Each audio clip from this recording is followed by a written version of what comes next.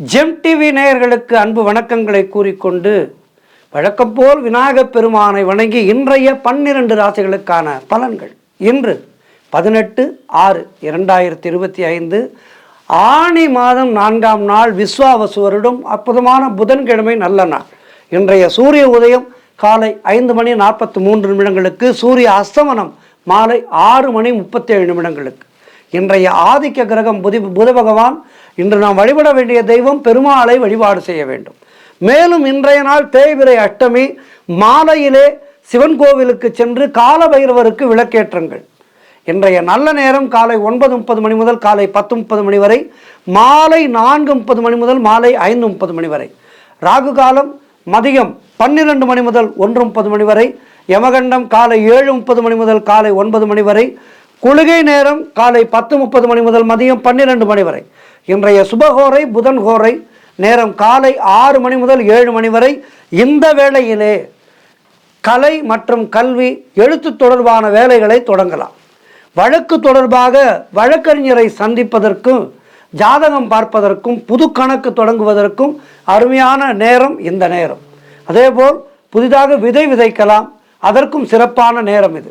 அதேபோல் இன்று கவனமாக இருக்க வேண்டிய கோரை செவ்வாய் கோரை. நேரம் காலை 10 முதல் மதியம் 11 வரை. நேரம் காலை 10 முதல் 11 வரை. இந்த வேளையிலே தேவையில்லாத சண்டை சச்சரவுகள், வழக்கு விவகாரங்கள் போன்றவை ஏற்படும். ஆகவே கவனமாக இருக்க வேண்டும். இந்த வேளையிலே ஆலயத்திலே அமர்ந்து சஷ்டி கவசம் படிப்பது நல்லது. இன்றைய நட்சத்திரம் இன்று இரவு 10:01 வரை பூரட்டாதி, அதன் பின்பு உத்திரட்டாதி நட்சத்திரம். இன்றைய திதி இன்று காலை 10:58 வரை தேய்பிறை சப்தமி, அதன் பின்பு அஷ்டமி. இன்றைய சந்திராஷ்டம நட்சத்திரம் இன்று இரவு 10:01 வரை ஆயில்ய நட்சத்திரத்துக்கு சந்திராஷ்டமும், அதன் பின்பு மகம் நட்சத்திரத்திற்கு சந்திராஷ்டமும் துவங்குகின்றது. தொடர்ந்து நாம் காண இருப்பது மேஷம் முதல் மீனம் வரை உள்ள 12 ராசிகளுக்கான பலன்களை. மேஷ ராசி அன்பர்களே, இன்று மாலை வரை சந்திரன் உங்கள் ராசிக்கு 11ஆம் இடத்திலே இருக்கின்றார். உங்களுடைய ராசி அதிபதி செவ்வாய் ராசிக்கு 5ஆம் இடத்திலே இருக்கின்றார். ஆகவே இன்றைய நாளிலே உங்களுக்கு பண வரவு அதிகரிக்கும். குழந்தை பாக்கியத்திற்காக காத்திருக்கின்ற தம்பதிகளுக்கு சந்தான பிராப்தி உண்டாகும். தொழில் மற்றும் வியாபாரத்திலே சிறப்பான முன்னேற்றம் ஏற்படும். காரிய தடைகளெல்லாம் விலகி நீங்கள் எடுக்கின்ற முயற்சிகளிலே பெரும் வெற்றி கிடைக்கின்ற நல்ல நாள். பொருளாதாரம் திருப்திகரமாக இருக்கும். தொட்டதெல்லாம் பொன்னாக கூடிய அற்புதமான நாள். பிள்ளைகளால் பெருமை ஏற்படும். வாழ்க்கை துணையால் மகிழ்ச்சி உண்டாகும். நண்பர்களோடு இருந்து வந்த மன வருத்தங்கள் எல்லாம் தீரும். சிலருக்கு வேலையிலே காத்திருந்த இடமாற்றம் அமையும். முன்னோர்களுடைய சொத்திலிருந்து உங்களுக்கு வர வேண்டிய பங்கு கைக்கு வரும். மொத்தத்தில் மனம் சந்தோஷமாக இருக்கும். சிறப்பான நாள் இது. செய்கின்ற செயலிலே பெயரும் புகழும் கிடைக்கும். உடல் ஆரோக்கியம் திருப்திகரமாக இருக்கும். வெளியூர் பிரயாணங்கள் வெற்றியை தரும். சிறப்பான நாள் இது.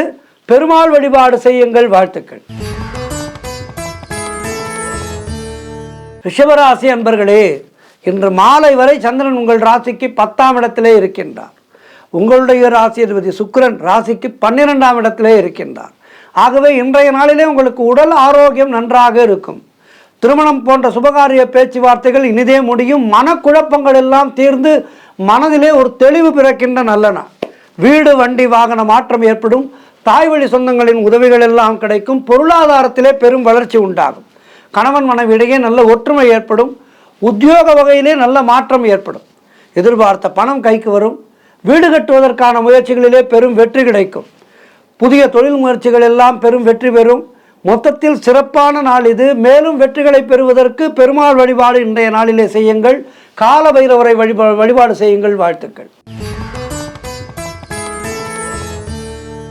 மிதுன ராசி அன்பர்களே, இன்று மாலை வரை சந்திரன் உங்கள் ராசிக்கு 9ஆம் இடத்திலே இருக்கின்றார். உங்களுடைய ராசி அதிபதி புதன் ராசியிலேயே இருக்கின்றார். ஆகவே இன்றைய நாளிலே நீங்கள் நினைத்ததெல்லாம் நல்லபடியாக நடக்கக்கூடிய நல்ல நாள். பயணங்கள் அதிகமாக மேற்கொள்வீர்கள். அதன் மூலம் நிறைய வெற்றிகளை பெறுவீர்கள். காரிய தடைகள் எல்லாம் விலகும். கூட்டு தொழில் செய்பவர்களுக்கு அதிலே நல்ல லாபம் ஏற்படும். உறவினர்கள் மூலம் நல்ல ஆதாயம் உண்டு. உத்தியோக உயர்வு, பதவி உயர்வு, இடமாற்றம் போன்றவை கிடைக்கும். குழந்தைகளால் மகிழ்ச்சி உண்டாகும். உடல் ஆரோக்கியம் சிறப்பாக இருக்கும். வீடு வண்டி வாகன மாற்றம் ஏற்படும். அலுவலகத்திலே புதிய பொறுப்புகள் மகிழ்ச்சியை தரும். எதிர்பார்த்த பணம் கைக்கு வரும். வியாபாரத்திலே நல்ல லாபம் வரும். மொத்தத்தில் இன்றைய நாள் எல்லாமே கிடைக்கின்ற சிறப்பான நாள். அவர்களுடைய வயதுக்கேற்ப நல்லது நடக்கும். இன்றைய நாளிலே பெருமாள் வழிபாடு செய்யுங்கள், காலபைரவ வழிபாடு செய்யுங்கள். வாழ்த்துக்கள். கடகராசி அன்பர்களே, இன்று மாலை வரை சந்திரன் உங்கள் ராசிக்கு 8ஆம் இடத்திலே இருக்கின்றார். இன்று நாள் முழுவதும் உங்களுக்கு சந்திராட்டமும் இருக்கின்றது. கவனமாக இருக்க வேண்டும். தேவையில்லாத செலவுகளும் அலைச்சலும் உண்டாகும். உடல் ஆரோக்கியத்திலே மிகுந்த எச்சரிக்கை தேவை. அலுவலகத்திலே வேலை பளு அதிகமாக இருக்கும். கணவன் மனைவிக்குள் கருத்து வேறுபாடுகள் ஏற்படும். சண்டை சச்சரவுகள் ஏற்படும். செய்தொழில் செய்பவர்களுக்கு புதிய முதலீடுகளை தவிர்க்க வேண்டிய நாள் இன்றைய நாள். புதிய முயற்சிகளை தவிர்க்க வேண்டும். வீண் பயத்தை தவிர்க்க வேண்டும். கடன் கொடுக்காதீர்கள், நீங்களும் கடன் வாங்காதீர்கள். வெளியூர் பிரயாணங்களை தவிர்க்க வேண்டிய நாள். பணிச்சுமை அதிகமாக இருக்கும். வீண் வாக்குவாதங்களை தவிர்த்து கொள்ளுங்கள். குலதெய்வ வழிபாடு வெற்றியை தரும். புதிய முயற்சிகளை தள்ளி போடுவது நல்லது. சுபவிரயங்கள் ஏற்படக்கூடிய நாள். உடல் ஆரோக்கியத்திலே கவனமாக இருக்க வேண்டும். இன்றைய நாளிலே மேலும் வெற்றிகளை பெறுவதற்கு, நாள் சிறப்பாக இருப்பதற்கு, சந்திராஷ்டம பாதிப்புகள் குறைவதற்கு இன்றைய நாளிலே பெருமாள் வழிபாடு செய்யுங்கள், காலபைரவ வழிபாடு செய்யுங்கள். வாழ்த்துக்கள். சிம்ம ராசி அன்பர்களே, இன்று மாலை வரை சந்திரன் உங்கள் ராசிக்கு 7ஆம் இடத்திலே, உங்களுடைய ராசி அதிபதி சூரியன் ராசிக்கு 11ஆம் இடத்திலே. ஆகவே இன்றைய நாளிலே உங்களுக்கு சிறப்பாக இருக்கின்றது. நினைத்த காரியங்கள் எல்லாம் நல்லபடியாக நடக்கும். மனம் சந்தோஷமாக இருக்கும். இன்றைய நாளிலே எதிலும் வெற்றி உண்டாகின்ற நாள்.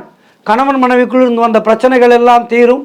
பூர்வீக சொத்திலே இருந்து இருந்து வந்த பிரச்சனைகள் தீர்ந்து பணம் உங்கள் கைக்கு தேடி வருகின்ற வேலை வந்துவிட்டது. தொழிலிலே நல்ல முன்னேற்றம் ஏற்படும்.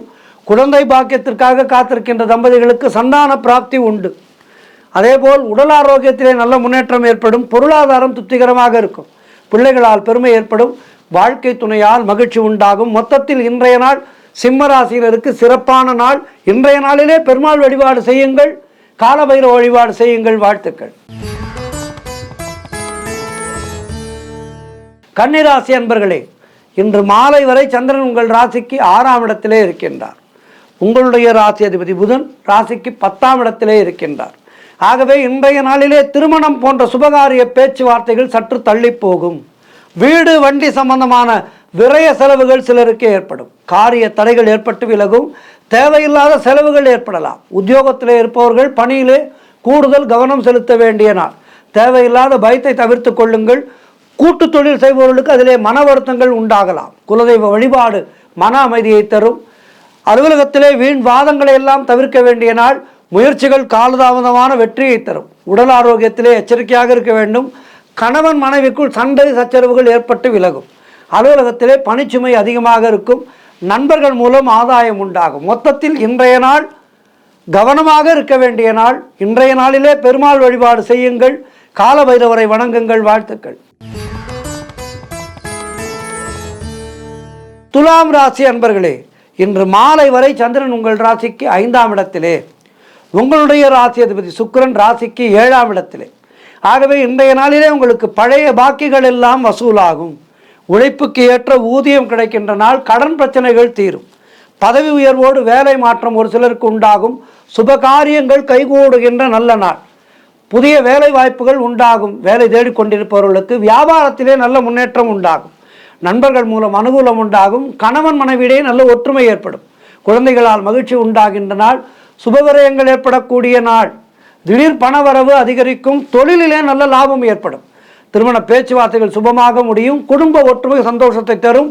மொத்தத்தில் இன்றைய நாள் அற்புதமான நாள். இன்றைய நாளிலே பெருமாள் வழிபாடு செய்யுங்கள், காலபைரவரை வணங்குங்கள். வாழ்த்துக்கள்.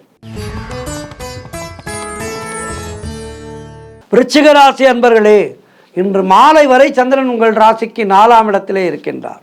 உங்களுடைய ராசி அதிபதி செவ்வாய் ராசிக்கு 10ஆம் இடத்திலே இருக்கின்றார். ஆகவே இன்றைய நாளிலே உங்களுக்கு அரசு வகையிலே நல்ல ஆதாயம் உண்டாகும். பெயரும் புகழும் கிடைக்கின்ற நல்ல நாள். வேலையிலே உங்களுடைய திறமை வெளிப்படும். மாணவர்கள் சாதனை புரியக்கூடிய நல்ல நாள். காரிய தடைகள் விலகும். சிலருக்கு குழந்தை பாக்கியம் உண்டாகும். பொருளாதாரத்திலே நல்ல வளர்ச்சி உண்டாகும். குடும்ப ஒற்றுமை சந்தோஷத்தை தரும். செய்தொழில் செய்பவர்களுக்கு அதிலே நல்ல லாபமும் முன்னேற்றமும் உண்டாகின்ற நாள். உழைப்புக்கு ஏற்ற ஊதியம் கிடைக்கும். கடன் பிரச்சனைகள் எல்லாம் தீருகின்ற வேலை வந்துவிட்டது. வேலை இல்லாதவர்களுக்கு நல்ல வேலை கிடைக்கும். எடுக்கின்ற முயற்சிகளிலே பெரும் வெற்றி கிடைக்கின்ற நாள். எதிர்பார்த்த பணம் கைக்கு வரும். சுபகாரியங்கள் நடக்கக்கூடிய அற்புதமான நாள். மேலும் வெற்றிகளை பெறுவதற்கு இன்றைய நாளிலே பெருமாள் வழிபாடு செய்யுங்கள். கால பைரவரை வணங்குங்கள். வாழ்த்துக்கள்.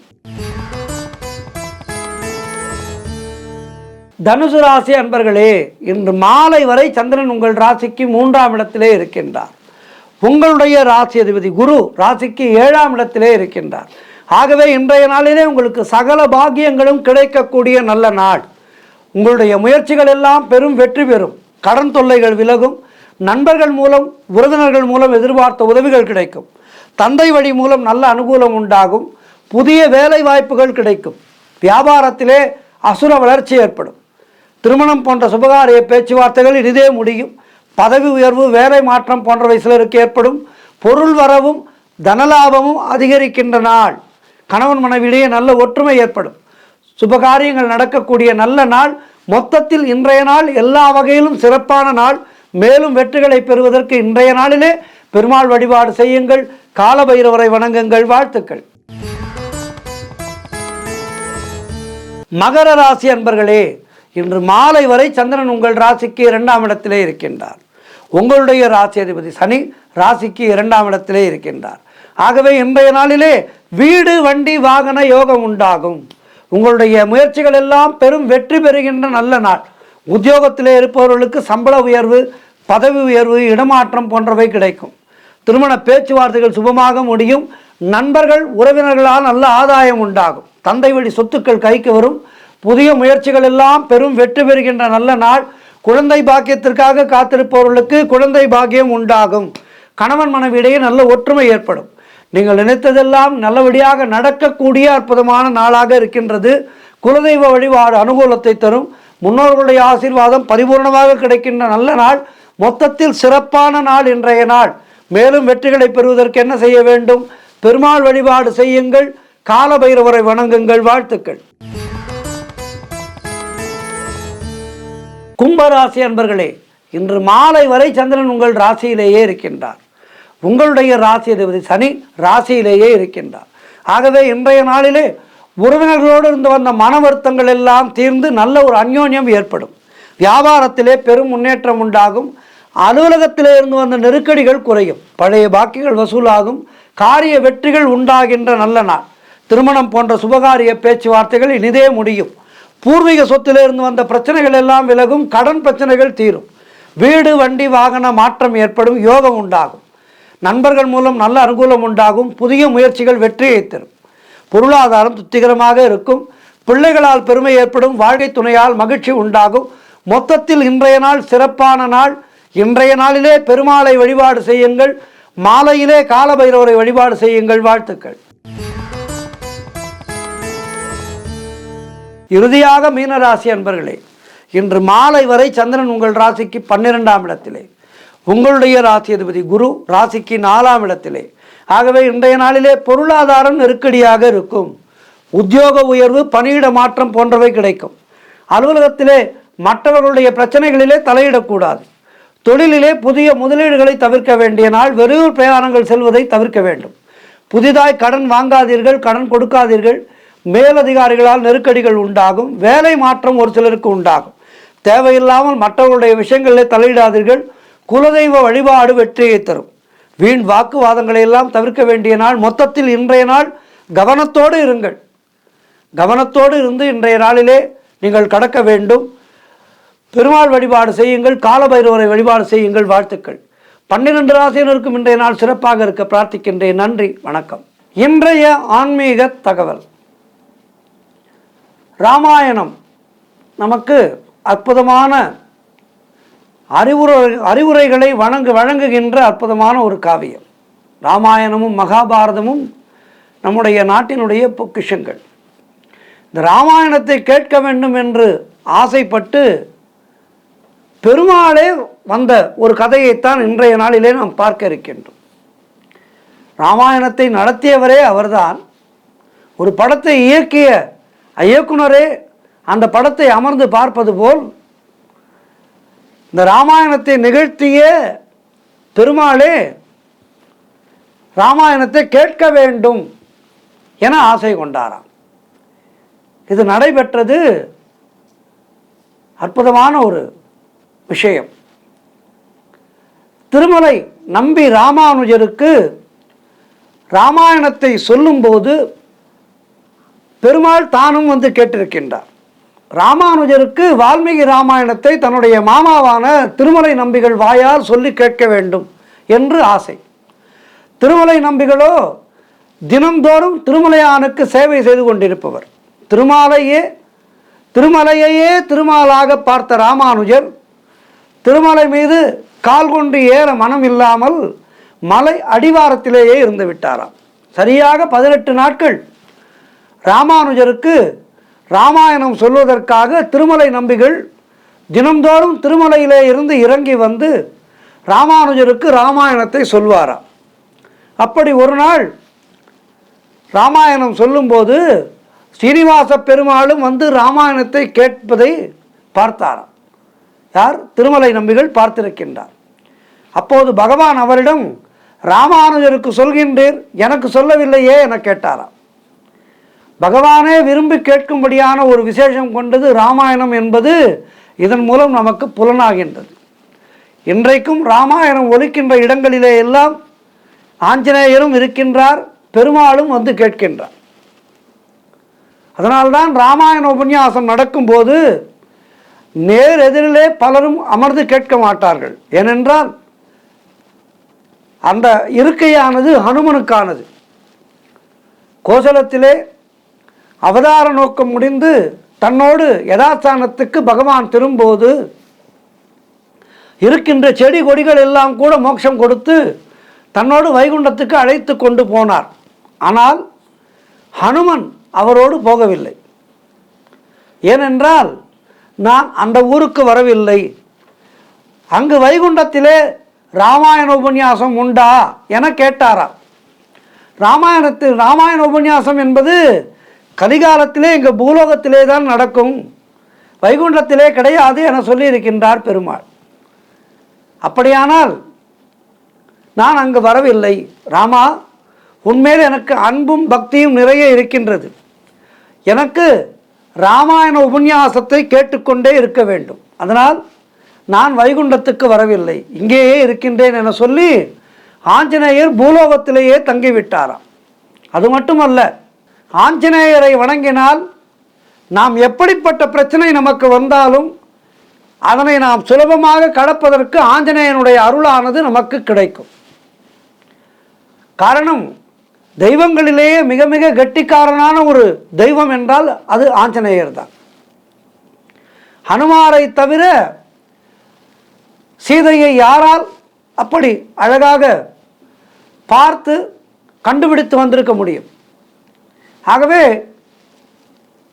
இதனை இவன் எளிதாக முடிப்பான் என மிக சரியாக கருதித்தான் ராமர் ஆஞ்சநேயர் வசம் அந்த பணியை ஒப்படைத்தார். நவவியாகரண பண்டிதாய நம என ஒன்று சொல்வார்கள். ஆஞ்சநேயரை பார்த்து ராமரே வியந்து பேசினாராம். குறிப்பாக ஹனுமனுடைய பேசும் திறமை மிக அற்புதமாக ராமரே சொல்கின்றார். லக்ஷ்மணனிடம் சொல்கின்றார், லக்ஷ்மணா, பேசினால் ஹனுமன் மாதிரி பேச வேண்டும். இந்த ஹனுமன் மிக அழகாக பேசுகின்றார். கத்தியோடு எதிரிலே கொல்ல வேண்டும் என்று வருகிறவன் கூட ஹனுமனுடைய பேச்சை கேட்டால் மதிமயங்கி அப்படியே கத்தியை கீழே போட்டுவிட்டு உட்கார்ந்து விடுவான் என கம்பராமாயணத்திலே ராமன் சொல்வதாக அற்புதமாக சேவை சாதிக்கின்றார் கம்பர். அவர் சொல்கின்றார், ஆர்கொலோ இச்சொல்லின் செல்வன் என ஆஞ்சநேயர் செய்வதையெல்லாம் தாமும் செய்ய வேண்டும் என பகவான் ஆசைப்பட்டாராம். அவர் ராமதூதராய் இருப்பதைப் போலவே தாமும் பாண்டவர்களுக்காக கிருஷ்ணாவதாரத்திலே தூது போனார். ஆஞ்சநேயர் போல நன்றாக பேசக்கூடியவர் தமக்கு அப்பாவாக வர வேண்டும் என்றே வசுதேவரை தேர்வு செய்தாராம் கிருஷ்ணர்.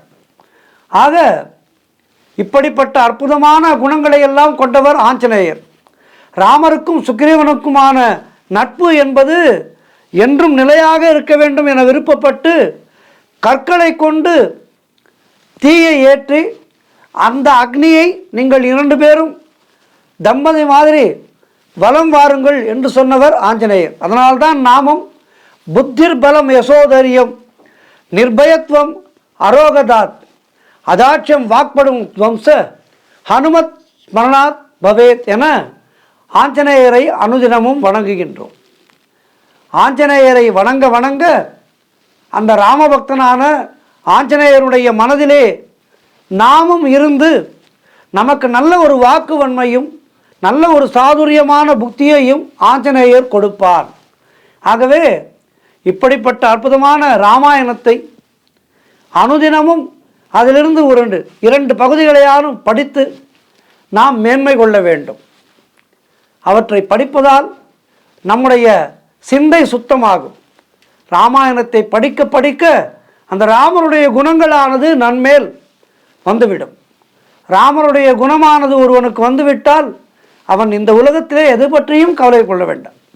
ஆகவே அற்புதமான இந்த காவியமான ராமாயணத்தை அனுதினமும் படிப்போம். ராமர் வழியிலே நடப்போம். நன்றி, வணக்கம்.